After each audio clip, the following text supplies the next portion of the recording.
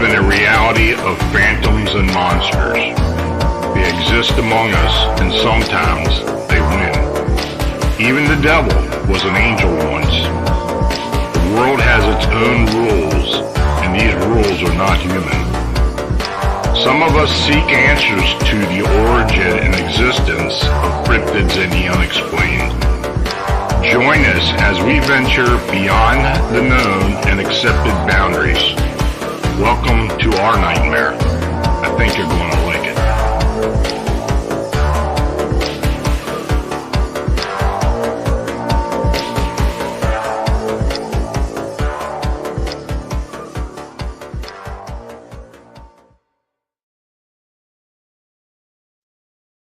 Hey folks, thanks for joining me this evening, and welcome to Phantoms Monster Personal Reports, where I narrate and discuss some of the cryptid and unexplained sightings and encounters submitted to Phantoms Monsters and the Phantoms Monster Fortean Research team. So thanks for joining me. The channel is made possible by you clicking the subscribe and like buttons, by sharing our programming, and please feel free to comment as well. Super chat and super thanks donations are appreciated, and all you got to do is click the dollar icon below the chat box. And also the Buy Me a Coffee link and banner are also shown below. So thanks for your consideration. Now, if you're in the chat and have a question, as usual, use all caps, and I'll let you know when to start posting questions when I'm getting ready to read the last account. So, a few of you have made some requests for certain topics for me to gather and read. So camping in RV was one of them. So let's just say that you and your family, our friends, venture to the great outdoors. The campsite or RV set up, and you're looking forward to several days and nights of peace and tranquility. Well, that may have been the plan until you realize that you're not alone. So sit back, listen, contemplate the horror and terror that can suddenly arise without notice. First account. Hello, sir. I recently started reading your site after looking for information on Bigfoot in South Dakota. You asked about real-life encounters. I hope this fits the bill.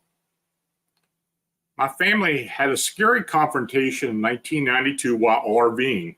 We camped near Wind Cave National Park several times while I was a boy, but stopped going to that part of South Dakota after our experience was something unknown. Now, we normally camped in the early summer, but for whatever reason, my father decided we'd go a few weeks before I went back to school. Now, we always enjoyed going to Wind Cave and would spend a full day there. We then spend the rest of the week around the RV campground. This particular year, we camped further away from Wind Cave in the vicinity of Hill City, not far from Mount Rushmore. Now, the area was surrounded by thick pine forest and was very rugged. It was a Saturday night and very calm around our campsite. Many people had left during the day, so there were a few kids running around. So around 10 p.m., I decided to go to sleep. I was bored and my parents were entertaining another couple. I laid down and turned the radio on while I drifted to sleep. Now, the only thing I remember next to is my mother making lots of noise while inside the RV.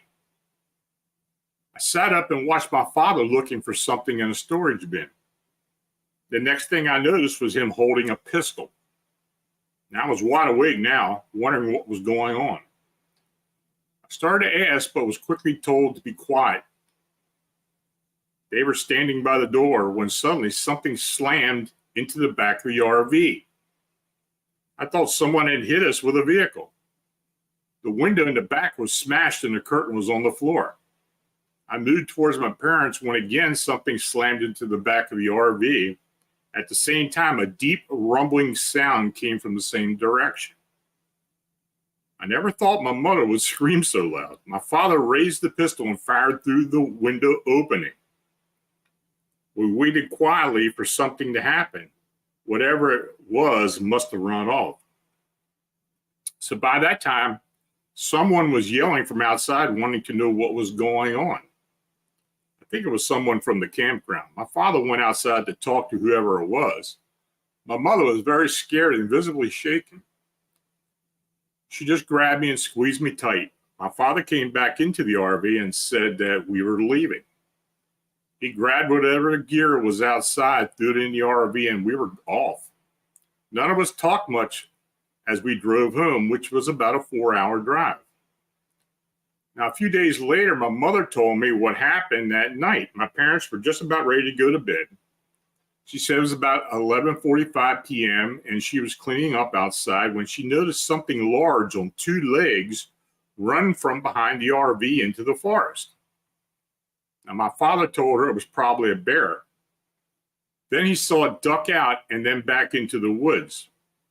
There wasn't much light other than was from the lantern in the back window from inside the RV. Now, he told her it was no bear. By that time, they were in the RV and heard deep guttural grunts coming from the creature. My father then slowly opened the door. It was standing no more than 10 foot away, looking directly at him. He quickly slammed the door shut and went looking for his pistol. Now, my father has never said much about whatever it was, but from his later descriptions, I believe he had confronted a Bigfoot. He described it as covered head to toe with thick dark hair, with a wide nose and piercing yellow eyes that glowed in the light. Now, he estimated the height at over 6 foot and then it weighed over 400 pounds with huge arms and legs. That's basically all he ever said. He refused to talk to anyone else about it. And we continued camping over the years, but we never went back to that area. So this next one I actually got pretty recently. In 2009, I attended college at the University of Maryland Eastern Shore. I always felt overwhelmed with studying and assignments and spent most of my time inside. My roommate and I decided to abandon our schoolwork one weekend and have an adventure. We agreed to go to Assateague Island. It's a barrier island and a refuge for wildlife. I was most excited to check out the feral ponies I had heard about. There do not seem to be many places where you can see wild horses anymore. So we decided to camp even though it was the off season in Chile. At least there'd be no crowds. So we borrowed a bunch of gear from our hardcore camping friend and headed out. We stopped at the visitor center and the rangers told us where we would likely see the horses. They told us to make sure that we put all our food and items away whenever we were away from the campsite. We showed them the bear-proof cooler we had borrowed and they said that was fine. And we set up our camping spot and went to the recommended trail when we were out there, and we caught sight of the horses off in the distance. They told us to stay at least 40 foot away. We were happy to get a distant view of the horses across the inlet. However, we were excited when the herd stormed through the water and toward the area while we were standing. There must have been 3 different herds while we hiked that morning. We had binoculars to spot them in the distance and were satisfied with our sightings by noon. We had a cookout and relaxed on the beach. So I was ready for bed early and got into my sleeping bag after sunset with my book. I must have fallen asleep immediately. The next thing I knew, I was woken by something howling. Now, I'm familiar with coyotes and wolves, but this did not sound like that. It was a higher and shriller. It gave me goosebumps all over, and I could feel it getting closer. I convinced myself it must have been an island fox, so I just fell asleep again. But then this horrible growl woke me up again. It was a low growl, guttural and rumbling. I could hear something rustling outside the tent. It was probably half an hour before the noises stopped and I could sleep again. So the next day, we decided to take the wildlife loop trail. It was maybe 3 miles long and gave good views of Martian forest. We spent a long time exploring, and by the time we decided to head back to camp, we were both tired and it was almost sunset. We came over the crest of the dunes. and could see our tent a way away. It looked like it was fluttering in the wind more than it should be. I could tell there was some stuff on the ground by the tent, and I remember saying how weird that was. Now, as we got closer, we could see that the tent door was hanging unzipped and flapping around. The stuff on the ground was our gear, sleeping bags, and clothes. We thought someone robbed us. We knew we hadn't left any food unsecured, and it didn't seem like an animal's work because the zippers were just pulled down like a person would do. So inside the tent, there were muddy prints all over the ground covering tarp. If I didn't know better, I would have thought that they were from a giant dog. Our bags had been opened and all the contents had been removed and thrown about. All the food locked inside the cooler was missing and everything was covered in sand and mud. We were totally astonished and then noticed that growl I heard the night before. I was instantly terrified. I can't tell you how primal it sounds. My roommate and I rushed out and heard it coming towards us as it came from behind the trees. We both screamed when we saw this huge werewolf-like creature. It was obviously eating something and looked like a 6-7 foot tall wolf, but had a man's torso. It had a long snout and sharp fangs, and when it howled, it sounded like a human scream. It was facing sideways from us, so I couldn't see its eyes. However, its back was kind of hunched over and it had massive shoulders. It never looked at us. It finished what it ate and then turned away and disappeared into the trees. We were a little shaken from seeing that thing, and we knew we had to leave. We pulled everything out of the tent and shook it off as best we could. We threw everything in the truck and raced out of there. We stopped at the ranger station, but it was after hours and nobody was around. We didn't know what to do and went home. Now, I called them the next day to describe what we had seen. Now, I have no idea if they took me seriously or if they thought we were just seeing things. And I will tell you, we have had cryptid canine reports down there on Assateague Island and some on the Eastern Shore as well, so that doesn't surprise me. So this next account, one of my sons and I like to hike in the backwoods of Oregon and Washington State. Several years ago, we were on a backpacking trip during the middle of the week to several lakes on the shoulder of Mount Hood. Right at dusk, we had a super heavy something walk into our little hidden camp on 2 feet shaking the ground. It abruptly stopped just outside our tent. Then there was a big whack sound from where it had walked in on us. We were zipped in the tent because it had begun to rain. Now we sat still because a flight or fight had kicked in for both of us. We were waiting to see what the next move would be. We sat waiting for what would come next. Because of being in the woods backpacking for many years, we learned to have a cool head and evaluate that we might be up against. Then, out of deafening silence, there was an answering rock clap from the opposite side of the tent. We were now aware that we were dealing with two separate things right outside our tent. We sat waiting. Nothing. No noise. No brush or underbrush. No shuffling. Just dead silence. We got out of the tent and saw nothing.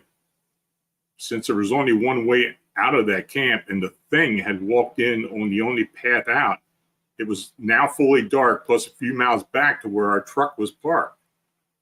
I made the decision to stick right there for the rest of the night. We would walk out in the morning.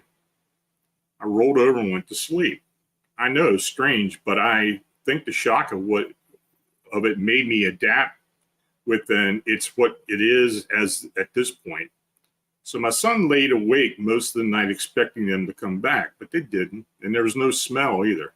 No noise beyond the two signals we heard coming from different directions. Now, the creepiest part about the whole experience was the tranquil retreat. What animal arrives shaking the ground, sends and receives the signal, and then melts away without a sound? I was so glad my son was there with me on that trip. It's helpful to have someone who experienced it as well. Now, since that night that happened, my son will straight up tell you there was a Sasquatch in the deep woods of Oregon. It was a super odd experience for sure. Now, I live on 10 acres in southern Oregon in the woods. I back up to the BLM land that goes for miles. I am aware of what is out there and beyond our door. And I hope I never run into one here on our own ground. No, thank you. This isn't a joke to me.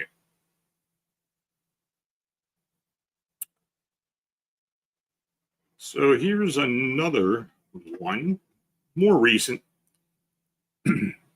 Last year, my husband Mike and I were boondocking in Plumas National Forest near ghost town of Seneca, California.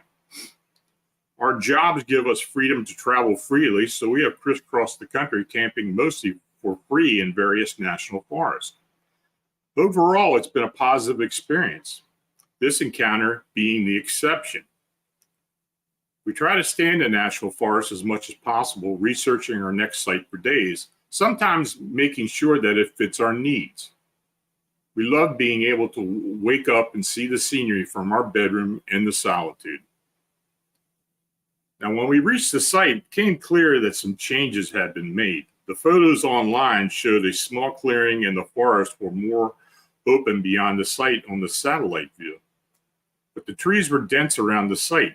Now, we double-checked our coordinates because it appeared the clearing was far larger than indicated with this very small road going in further. There was a fresh fire pit as well, something that wasn't in the photos and that shouldn't have been there. The fire risk was high at the time. Even though it wasn't quite like we had envisioned, we decided to stay. Now, the extra openness would let us make better, the extra openness would let us make better use of our solar panels, but it didn't help our cell service. Now, we had about a week's worth of water and fuel on board, but we decided that 5 days would be our maximum.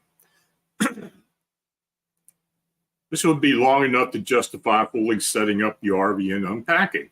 Now, we parked and leveled the RV, and I got to work setting up the inside of our forest home. Now, I was finishing up when I heard a loud knock on the door. The sound startled me. We were alone when we pulled in, and we didn't encounter any other drivers on the road, so there shouldn't have been any knocks on our door. I peered out the rear window of the RV and saw an older woman riding a horse with an angry look on her face, waiting for me to answer. I hadn't seen any horse camps listed for the site, but I thought that maybe she was from further in on the dirt road. Even so, there was enough room for a truck and trailer to get past us. I couldn't imagine why this angry rider was knocking on my door. So I opened the door, and the woman skipped all the niceties and went straight to lecture me about the fire pit. I assured her that we had seen the fire warnings and we weren't the ones who built it. She started telling me that we were on her property and we didn't belong there. I showed her the printout and explained that we were well within our rights to be there. She refused to listen. It was obvious she was trying to run us off the site. After I made it clear that we weren't going anywhere, she raised her voice and started lecturing me about trespassers and people disrespecting the land. Now, after a minute or two, she threatened to call the rangers to remove us. I welcomed the idea and asked her to call since my phone barely had coverage. This seemed to upset her even more, but instead of launching into another tirade, she turned her horse around and muttered under her breath and entered the forest on the small game trail on the side of the site. Now, as I watched her disappearance from the forest, Mike came around from the other side of the RV laughing. He said he bet she wouldn't call the ranger. We've been living in the RV life long enough that we know have become pros at handling people who try to chase us off.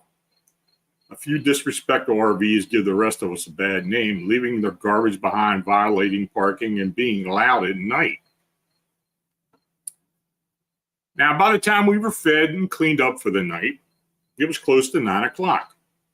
The ranger never showed up, proving her threat was as hollow as Mike had thought. We fell fast asleep like we usually do, but it didn't last long. Near 10 p.m., we were jolted awake by the loud roar of engines. I looked out the window while Mike got his bearings and was greeted at the sight of several headlights pulling into the camp, hauling ATVs and motorbikes in the beds of their trucks. I thought that this may be the angry horsewoman's revenge, but that idea was quickly wiped off my mind when I saw a man chug a beer and throw the can into the fire pit. Mike and I put our sandals on and stepped outside, hoping that this rowdy crowd would realize they weren't alone here. But they didn't even acknowledge us. We stood there watching them drink beers and throw the cans on the ground, yelling and laughing loudly. One truck turned its radio up and the girl started dancing in the headlights. We stood there watching this scene of madness before heading back inside with the hope that after they got unloaded for the night that they would calm down. So midnight rolled around and they were still partying out there. The walls of the RV didn't muffle any sounds. The laughing, chattering, and crude jokes were perfectly clear in contrast to the forest. We could hear the crackling of the rolling fire in the fire pit, and Mike was concerned that this drunken group wasn't watching it. They weren't supposed to have any fires, especially not one that kept whooshing every time they threw something into it, eliciting cheers from the group. We were two people dealing with at least a dozen others, mostly young men, so we didn't dare to confront them. Our phones barely had any service outside the RV, and inside we had none, so calling the ranger was out of the question. So by 2 a.m., it was mostly quiet, and we were nearly back to sleep ourselves when we heard the sound of something hitting the side of the RV. We both snapped back awake, thinking we heard giggling. Something hit the RV again, and this time we were certain that there was giggling. Mike jumped out of bed and stormed out the door of the RV, yelling at the perpetrators to knock it off. I stood at the doorway of the RV, but there was nobody outside. The fire pit was abandoned with flames still reaching up off the logs. They didn't even douse the fire after they were done using it, and now they dared to start throwing things at our RV. Upset didn't do justice to what Mike felt at the moment. He came back inside, but before he could get back to bed, something hit the RV. The giggling was louder this time, and we could hear the footsteps behind the RV. Mike finally had enough. He grabbed his headlamp and went outside to get the RV ready to go.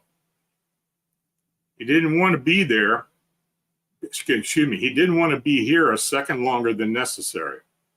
I tossed things onto the bed and in the sink and then got into the passenger seat. Mike stormed over to their side of the camp and grabbed 2 of the 5-gallon water tanks and poured them on the fire. He then grabbed 2 more for good measure and flooded the fire pit. Nobody protested him. Nobody even came out of the forest and looked out of their tents as he poured all but 2 of the water tanks on the fire. He left the empty tanks next to the fire, hopping into the driver's seat, and we drove off. Now, we had seen another dirt road on the way to the site. Now, we didn't know if it was a campsite, but we didn't have the energy to get into an area where we had internet service to see if we could camp there. If a ranger stopped by, we would explain what happened at the last site. When we reached it, it looked less used than the previous site, so we pulled in. We drove in slowly for about 15 minutes, and the trees started to lose their grip We drove in slowly for about 15 minutes, and the tires started to lose their grip in a muddy spot. Mike backed the RV up and then moved onto the side where there was firmer ground. It was a close call, but the road started gaining a little elevation and it was firm the rest of the way. At about 5 minutes up the road, we found a spot that in the light of the headlights appeared to be as big as the last site. Mike parked the RV and grabbed his flashlight as we took a walk around the site. There was no fire pit and the tiny plants were pushing up through the dirt. The ground wasn't well worn here. There was a teepee-like structure at the far edge of the clearing, but it looked like it was falling apart. There was a faint, funky odor in the air, but we dismissed it, thinking it was probably stagnant water down the hill. And we returned to the RV and went to sleep as fast as we could, tossing stuff off the bed. Now, we slept in the next morning, catching up on lost sleep. And when we finally crawled out of bed, the sun was high in the sky. We went through the routine of setting up the RV again, putting things back to where they belong, and have a quick breakfast before exploring our surroundings. We went to inspect the teepee structure, and in the daylight, it was clear that it wasn't falling apart. It was well built, but made it blend in with the branches twisted and weaving between the logs. It looked like a hunting blind, especially because there was a bone pile about a yard away. Mike picked through it and declared it was mostly deer, but he didn't understand why they would process it out there rather than load it up in a truck. Now, as we were walking near the bone pile, I noticed some tracks that clearly had toes, some large and some small, that had been made when the ground was muddy. They were crisp now that the ground had dried, but because nobody would be walking barefoot out there in the rain, I assumed they were bear tracks. I called Mike over and he agreed. We would keep an eye out because some of the tracks were large. We spent the rest of the day relaxing by the RV and enjoying the birds chattering in the trees around us. So when nighttime came around, we retreated to the inside of the RV. Our cell coverage was just as terrible at this site, so we did what work we could to save the uploading for when we were done camping at the spot. And after dinner, we cleaned up and relaxed in bed reading our Kindles. At around 9 p.m., we heard a painfully familiar commotion. Mike ran out the door and then stuck his head back in, his face confirming that indeed the same group was there. Mike came back inside and just listened and was shocked as they parked, drinking and laughing and yelling like before. As we were sitting on our bed discussing our options, we saw a bright light come in through our window. We looked out of the window and saw that they had lit the teepee on fire. The structure wasn't in the trees, but this bonfire was too close for comfort. The girls were dancing around the bonfire, gyrating in a hip-hop song, blaring out someone's truck. I looked at Mike, horrified, because they had poured fuel to get the bonfire to light that quickly. We decided to leave and call the authorities as soon as we were able to, so we hurried up and got the RV ready to hit the road. I started the engine and waited for Mike to do a final safety check. Now, once he was finished, he hopped into the driver's seat and we were off. As we reached the first slick spot at the bottom of the hill, the tires started sliding. Mike tried backing up, but the tires just turned. I jumped out of the RV to see if there were any firm spots, but I found that the ground was a mud pit. It was a mud pit the trucks must have tore up on their way in. I tried gathering twigs and pine needles to help get traction. I tried using the chalk blocks to help to give the wheel something to push against, but it didn't work. We were stuck. Mike was tired and understandably angry, so it took some time to convince him that we should probably ask the party people to help us out of this predicament in the morning. Now, we could hear them partying from the bottom of the hill, but it wasn't so bad that we were unable to sleep. So Mike and I crawled into bed to wait for the morning to come, and we managed to fall asleep. Now, it was midnight when the sound of the people woke us up. We could hear guys yelling and girls screaming from the campsite.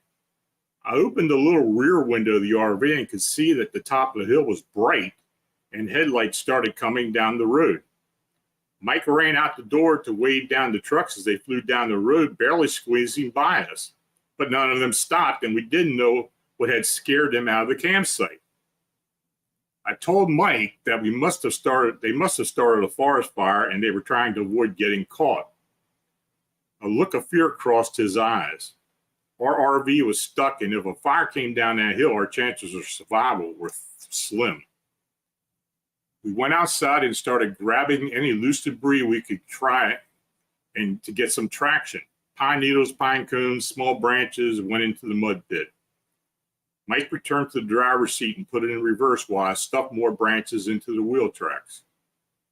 Mike lightly stepped on the gas, giving the RV a chance to grip. When it barely moved, Mike had me go to the rear axle of the RV and jump while we rocked it between forward and reverse. I bounced about 10 seconds and stopped and then started bouncing again. And after several rounds of bouncing, I stopped by the RV. I stopped, but the RV didn't stop. Mike called back to me and asked how I was getting the RV to move so much. I let him know I wasn't moving. Suddenly, the gentle movements turned violent, shaking hard enough that we could hear things crashing against each other in the cabinets. I looked out the front window and it appeared that the RV was moving forward. Mike's knuckles were white, gripping the steering wheel. He asked if I thought it was an earthquake, but I couldn't see the trees moving out of the windshield. I turned around and looked out the back window of the RV, and I saw what appeared to be brown hair. I opened the rear driver's side window curtain, and there was a massive hairy creature with a smaller one standing along the road. They were both standing on two legs. My view was broken when the RV jolted forward, and I fell back onto the bed. I could hear Mike stuttering to talk from the driver's seat of the RV and a grunting sound from the back. On a forward rock, he gently stepped on the gas and the RV slowly moved forward.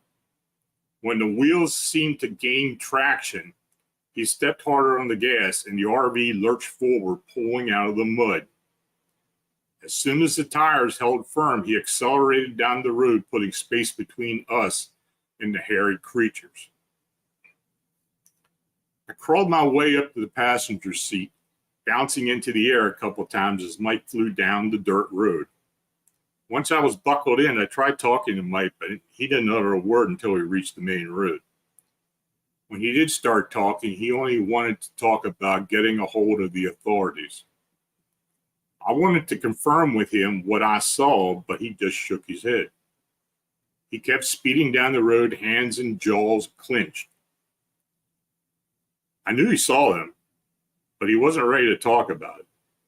The only thing he would say about the matter was that he knew these people weren't running from a fire.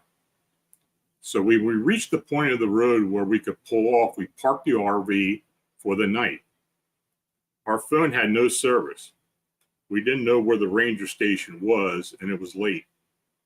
Mike thought that by parking along the road, it would attract the attention of any law enforcement driving by. If not, we would drive until we found cell service and call them in the morning. We crawled into bed and Mike fell asleep first. His sweaty, twitchy body gave evidence of a nightmare next to me in the cold RV. I've never been so happy to hear the raucous sounds of Stellar's jays outside.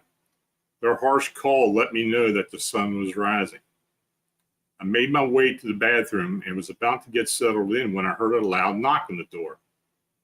I could hear Mike's feet padding across the floor to the door, and when I was right behind him, he opened the door, and we were greeted by a ranger asking why we had parked along the road. Mike explained the events of the last two nights, omitting the event of the mud pit and our encounter with the angry horsewoman. The ranger confirmed that the woman had called to report us, so he had been up to both sites the morning to do a check. The first site had trash and a used fire pit, but the second scene he described as the other campsite confirmed that something had scared the rowdy group out. The ranger had seen the charred remains of the bonfire, but there was also ripped tents, overturned water coolers, sleeping bags, and other camping gear strewn about the campsite. He said it looked like bears had ransacked the place. After assuring him the gear wasn't ours, he warned us not to camp on the shoulder before getting back into our truck and heading back up the hill.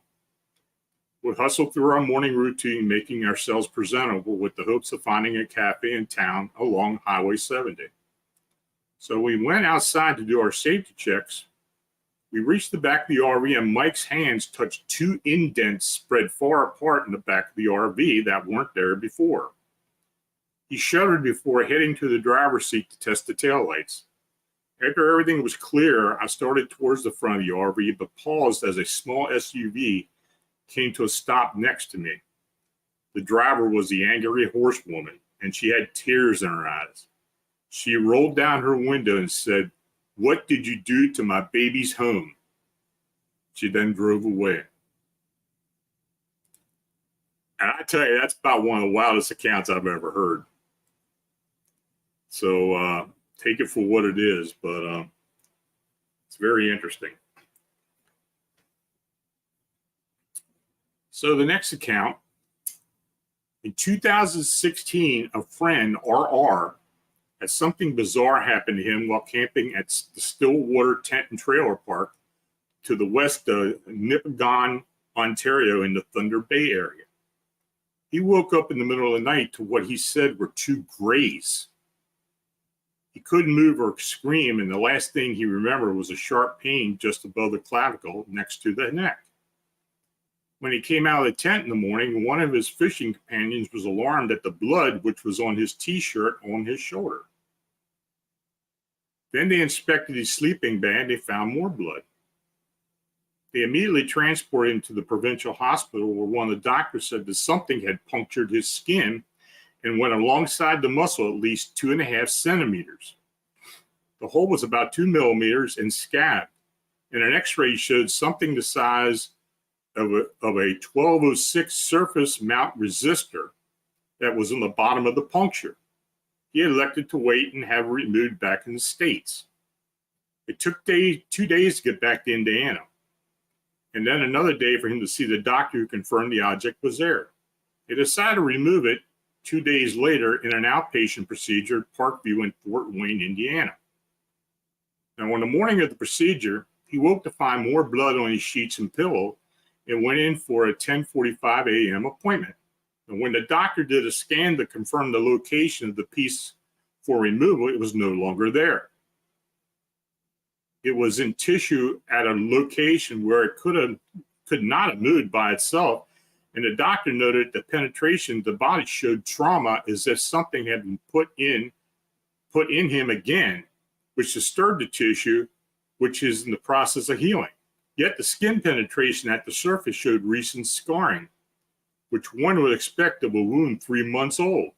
Now, RR now sleeps with a proximity alarm, an IR alarm, which goes off once, that has gone off once since the event. Since then, he now sleeps with an S&W M2.1040 caliber pistol on his nightstand. Since 2016, he never had another problem. But in 2017, he had a full scan of his upper torso, which confirmed no foreign body in his object. Ever since that event, he would only go fishing with the guys if they were all in the same tent together. Here's another strange one. I have a story that happened to me and my friends. We were at on a Boy Scout camping and shooting trip. There were 20 to 30 of us. We were in a little cabin with windows on the front and back, in the front and the back door. There was wooden tables all around the area. The adult cabin with the bathroom was about an eighth of a mile down the gravel road in the dark. There was obviously a buddy system because it's Boy Scouts. So it's around midnight, and everyone has been telling scary stories like normal camping trips. Well, I had to go to the bathroom, and I asked my friend to come along. He said, sure, and we got our knives, which made us feel safer. Well, we went to the bathroom and began our walk back. This is where it got scary. I felt an instinctual, I'm not sure if it was the right word, fear. I looked at my friend, and he had the same look as me. We began to walk a little faster and unfold our pocket knives. I then turned around and saw it. It looked like a cat, but it was 6 foot tall. It was on its hind legs, kind of hunched over. I freaked out and started running. My friend sees it too, and we sprint back to the cabin. It began making moaning and howling sounds. and followed us slowly. We pounded on the door and the guys let us in. So we told them what we saw and they believed us. So we locked the front door and looked out the back door. It had no lock. Pushed the table up against it and had a kid there with his knife for safety. We drew the blinds on all the windows that had them, and we sat there with all the lights on. Then we see the eyes outside the windows without the blinds. We're all freaking out, and the thing slowly walked to the back door. We heard it bumping up against it, and then it left, but we still thought we were going to die. No one slept.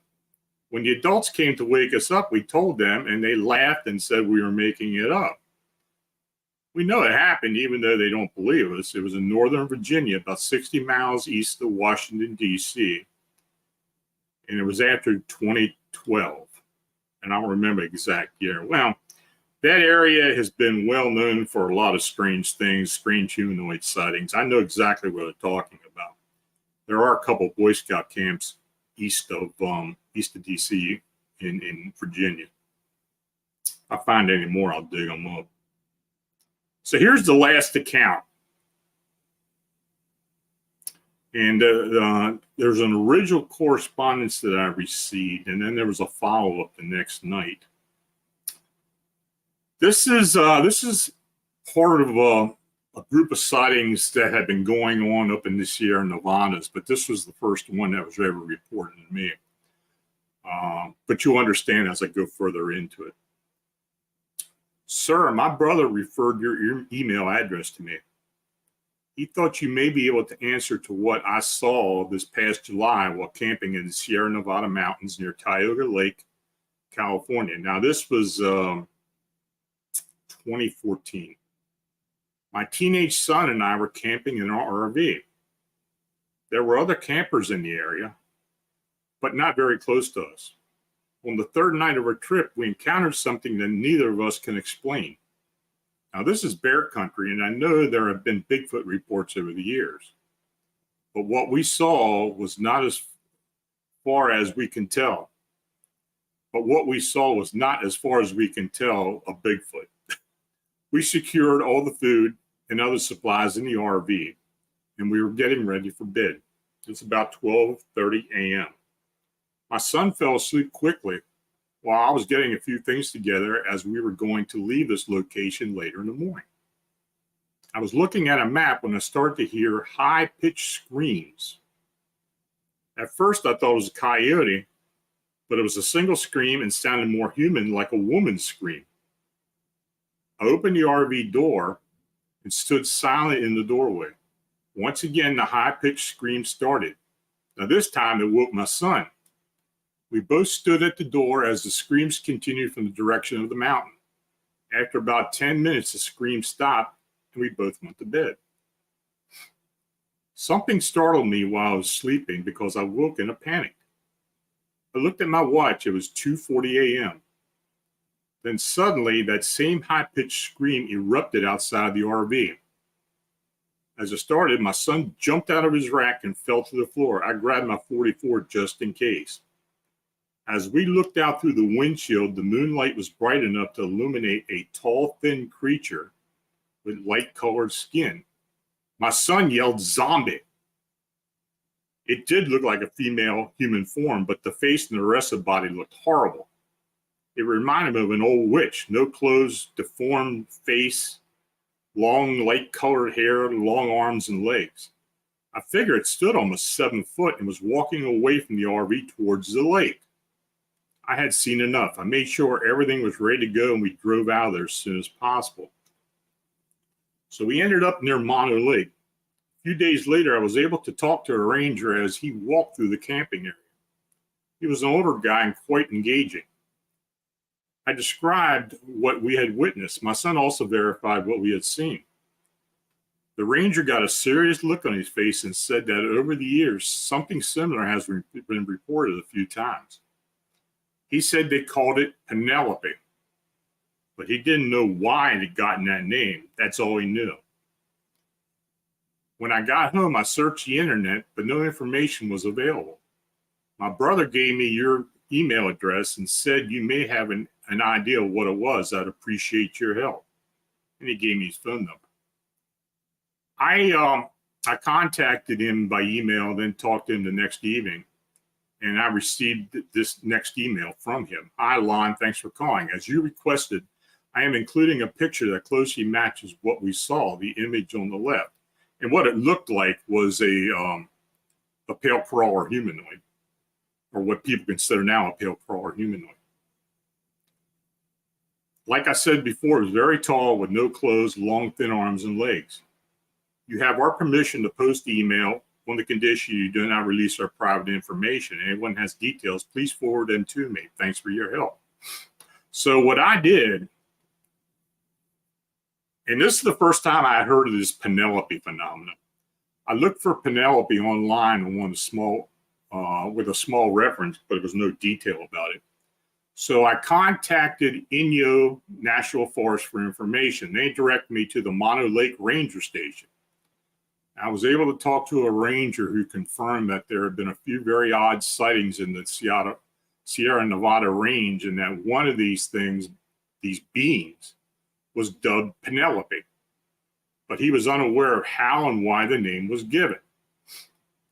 I sent out a few inquiries that evening, and I then received a short email from a folklore writer in Reno, Nevada, who told me that Penelope was supposedly a woman who became lost in the Sierra Nevada mountains several years ago and eventually became a flesh-eating monster. Okay, seems like we were getting into the urban legend column on that one. Well, anyway, I thanked him for his follow-up. But then later on, I found a reference to Penelope in a book titled Monster Spotter's Guide to North America. The brief description is like the information that I received from the folklore writer with a few gruesome details. It seems Penelope disembowels her victims before feasting on their remains. Also, she is supposedly responsible for a few unexplained deaths in the Sierra Nevadas. Other than that, I had no idea what the witness and his son had seen. Well, when I wrote Mean Humanoids, by that time I had 4 or 5 different sightings in the Sierra Nevadas of this thing.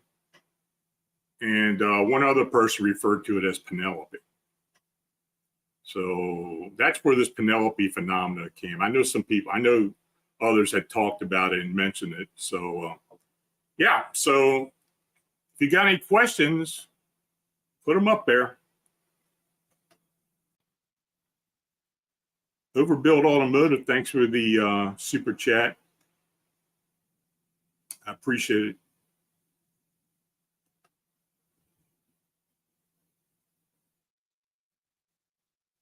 Any questions, folks? I know I was on here a long time, but if you got any questions, put them up there for me.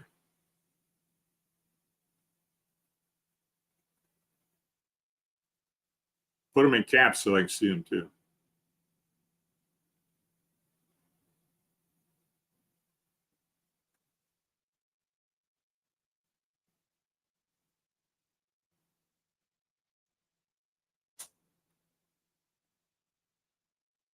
No questions?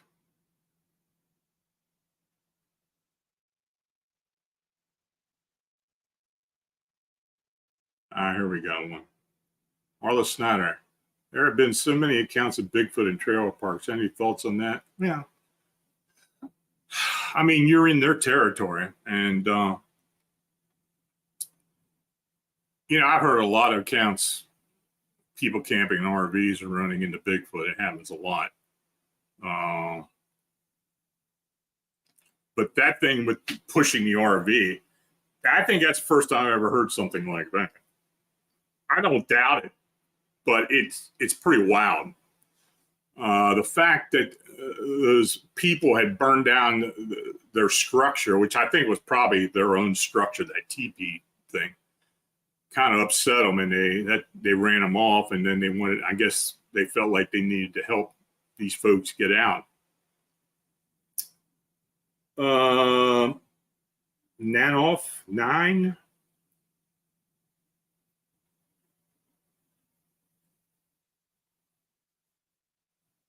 Have you had any type of encounters? Oh my God, I've had a lot of encounters.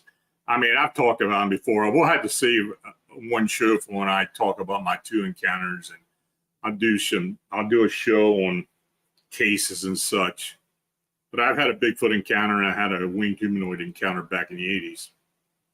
Overbuilt automotive. Lon, any thoughts on the aliens in Peru, aka face peelers? That was proven to be a hoax. It was posted today in the local news there in that village or that area. Apparently, it was 2 guys who had dressed up as the Green Goblin from the movie. Yeah, but the police did arrest them. They were picked up and for causing a whole lot of trouble. But no, that was a hoax. I thought it was an interesting story. I thought it was pretty cool, but who knows? But I'm glad they did find out it was a hoax. I know people were really upset about it.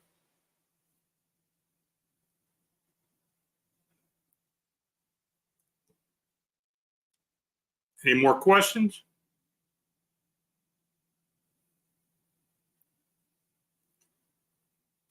Okay, folks. Well, you know, like I said before, if you have any suggestions for future shows for personal reports, send me what you want. I mean, give me an idea of what kind of stories you want me to talk about. Send it to my email at lonstrickler@phantomsmonsters.com. Got any more questions? Folks, you got to get these questions up here quick. Savage Grammy, Lon, where are Bigfoot least likely to turn up while camping? I don't know. You know, they seem to show up. I mean, even in residential areas, they seem to show up nowadays. I can't really say. You know, I know just around here, and I'm in South Central Pennsylvania, people see them up in the Michaud State Forest and other areas when they go camping. People have reported Bigfoot. So, Nano 9, do you believe in UFOs? Let's put it this way. I've never seen a craft. I've seen a lot of lights. They could have been a lot of anything. I think the theory of UFOs, that there's something out there, is it something controlled by another race of beings? I don't know. I don't think they're interstellar travelers. I think the lights that most people see are man-made, but I think they may actually travel through wormholes. But I don't think they've traveled, you know, through the galaxy to get here. I think I mean, as far as going from planet to planet, I think it's possibly wormhole travel. Can Squatch, Beast of LBL, Land Between the Lakes, supposedly killed family back? Yeah, I know that's supposedly. I personally, I don't believe that story. You know, I have read the account. I have looked into it. I can't find any corroboration of that account. Verpine, any idea why Bigfoot would go to the campground RV park with all the people trapped? Well, I think they were upset that they were there messing around their area and setting the fire and everything else. And I think that's what happened. Even though, you know, they did hear something hitting the RV. I don't know if it was them doing it or the people or who it was, but yeah. Okay, folks. So thanks to each and all for watching and chatting. If you did donate, it's truly appreciated. Your support's what makes this all possible. So please like, subscribe, share, and feel free to comment as well. If you have a sighting or encounter report you'd like to be considered for the personal report show, or post in Phantoms Monsters, send it to my email again, lonstrickler@phantomsmonsters.com. So until we meet again, stay healthy, have a safe and enjoyable weekend. Good night.